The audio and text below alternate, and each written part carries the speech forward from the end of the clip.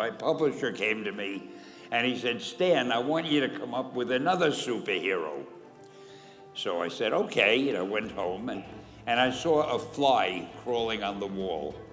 And I said, hey, if I could get a superhero that could stick to walls and crawl on them, man, that would be cool.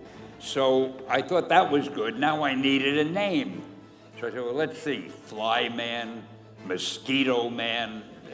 I got down to Spiderman. Spider-Man. It just sounded dramatic. So, okay, I had my hero, I had his power, his name, and then I figured just for fun, I'm gonna give him personal problems. Then I thought I'd make him a teenager, because there were no teenage superheroes that I knew of at the time. So armed with all that wonderful material, those great ideas, I ran into my publisher's office and I told him. This was my reaction, the reaction he gave me. Stan, that is the worst idea I have ever heard. First of all, and he started to give me his, because he's a very logical man, very intellectual. First of all, people hate spiders, so you can't call a hero Spider-Man. You want him to be a teenager? Teenagers can only be sidekicks. And you want him to have personal problems? Stan, don't you know what a superhero is? They don't have personal problems.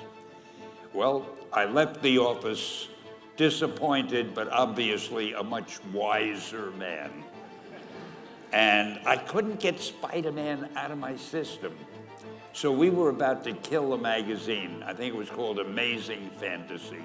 It wasn't selling well, and we were sending the last issue to press. When you do the last issue of a magazine, nobody cares what you put in it because the book is dying.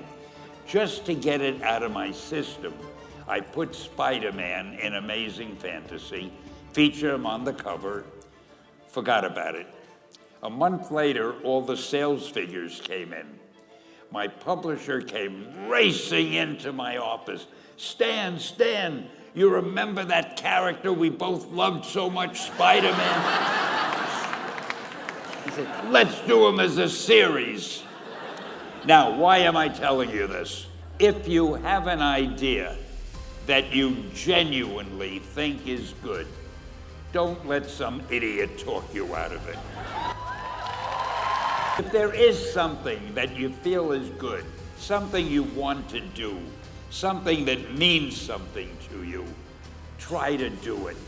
Because I think you can only do your best work if you're doing what you want to do, and if you're doing it the way you think it should be done.